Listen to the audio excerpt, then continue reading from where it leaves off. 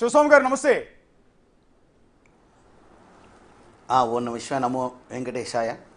ఎలా ఎలా ఇది ఎలా చెప్పాలో మాకు కూడా అర్థం కావట్లేదండి. ఇవాళ సాక్షాత్తు ఒక ముఖ్యమంత్రి నోటి వెంట వచ్చిన ఒక మాట, ఈ ప్రసాదంలో వెంకన్న స్వామి సన్నిధిలో స్వామివారి ఆశీర్వదించి ఇచ్చే ఈ ప్రసాదంలో పంది కొవ్వు కలుపుతున్నారన్న ఈ వార్తతో ఇవాళ ఉదయం నుంచి ఎంతోమంది భక్తులు బాధపడుతూ ఉన్నారు. మీరు ఎలా చూస్తారు దీన్ని? మనది ప్రపంచ ప్రఖ్యాత ఆధ్యాత్మిక కేంద్రం మన తిరుమల తిరుపతి దేవస్థానం అని మొదట మనం గుర్తుంచుకోవాల్సిన విషయం అండి. ఇది చిన్న ఆషామాషి విషయం కాదని ఇప్పుడు జరిగింది మాత్రం. ప్రతిరోజు కూడా లక్షలాది మంది భక్తులు అక్కడ విచ్చేసి స్వామి దర్శనం కలగకపోయినా స్వామి ప్రసాదం లభిస్తే చాలు అనుకుంటూ ఆ ప్రసాదాన్ని ఎవరికి సమర్పిస్తే వారు సాక్షాత్ వెంకన్న కృప నాకు లభించింది అని ఆ ప్రసాదాన్ని స్వీకరిస్తుంటారు. మనకు లభించిన రిపోర్ట్ల ఆధారం, ల్యాబ్ రిపోర్ట్ ఆధార ప్రకారం కూడా 3 రకాల వివరణ వచ్చినట్టుగా మాకు తెలియవచ్చిందండి. మొట్టమొదటిది, దానిలో చేప నూనె కూడా కలిసినట్లుగా, పంది కొవ్వును వాడినట్లుగా, అలాగే దుండపోతు కొవ్వును కూడా వాడినట్లుగా మనకి అందిన సమాచారం అండి. ఈ విధంగా భారతదేశంలోనే కాకుండా ప్రపంచవ్యాప్తంగా ఉన్న హిందువుల మనోభావాలను దెబ్బతీయటం అనేది ఇది క్షమించరాని నేరము. నాకు ఇక్కడ 2 విషయాలు కనబడుతున్నాయి. ఒకటి, కమిషన్లు. ఇప్పుడు శివకుమార్ గారు చెప్పినట్టుగా కక్కుర్తుపడిన విషయం ఒక పక్కనైతే, ఇక్కడ తిరుమల తిరుపతి పవిత్రతని, వెంకటేశ్వర స్వామి యొక్క అనుగ్రహ భక్తిని తగ్గించటానికి ఏమన్నా శక్తులు పనిచేసినాయా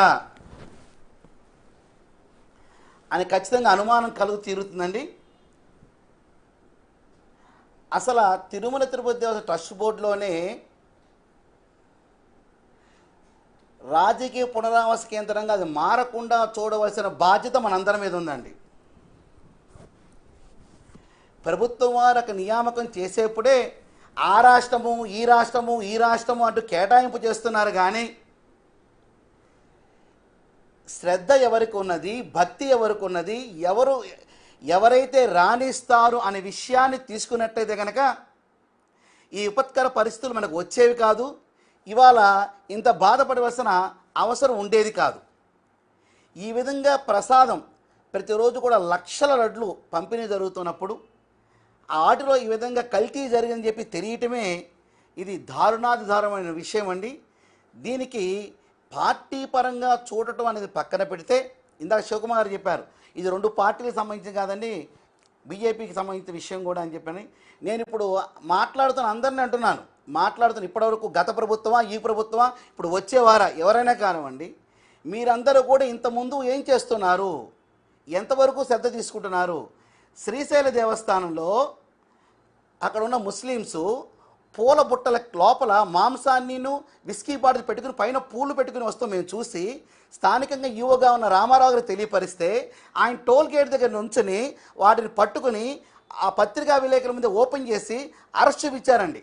అంటే ఒక మఠపీఠ ఆశ్రమాధిపతులు కానివ్వండి, ఒక సంఘ సంస్కృత కానివ్వండి, ఏదైనా విషయాన్ని అధికారుల దృష్టికి కానివ్వండి, ఈవోల దృష్టికి కానివ్వండి, చైర్మన్ దృష్టికి కానివ్వండి, పాలకమండలి దృష్టికి కానివ్వండి, మనం తీసుకొచ్చినప్పుడు వారు స్పందించి శ్రద్ధ వహించి దాని మీద చర్య తీసుకోవాల్సిన బాధ్యత వారికి ఉన్నది.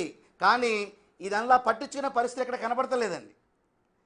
కావున ఈ ప్రసాదం అనే విషయం మనకు చిన్న కనబడుతున్నా ఇది సమూలంగా తిరుపతి దేవస్థాన అక్కడ ఉన్న పవిత్రతకే ఇది భంగం వాటిల్లినట్టుగా ఆ అధికారులు కానివ్వండి, ఆ చైర్మన్లు కానివ్వండి, వారు ఖచ్చితంగా ఈ యొక్క లోపానికి బాధ్యత వహించవలసిన అవసరం ఉందని చెప్పేసి నేను ఘంటాపథంగా నొక్కి వక్కానిస్తున్నానండి.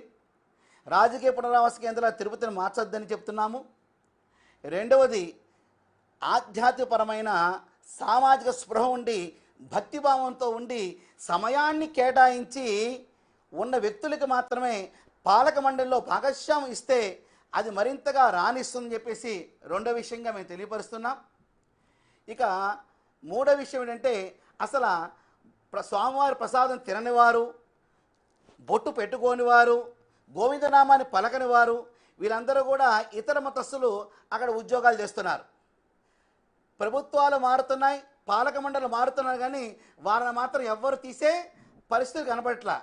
ఎప్పటికైనా ప్రక్షాళన చేయండి, తిరుమల ప్రక్షాళన చేయండి. ఇతర మతస్థులు ఎవరుంటే వారిని గౌరవప్రదంగా వేరే ప్రభుత్వ విధానంలో పెట్టుకోమనండి. ఒక మసీదులో ఒక హిందూ పని చేస్తారండి, ఒక చర్చిలో హిందూ పని చేస్తారండి.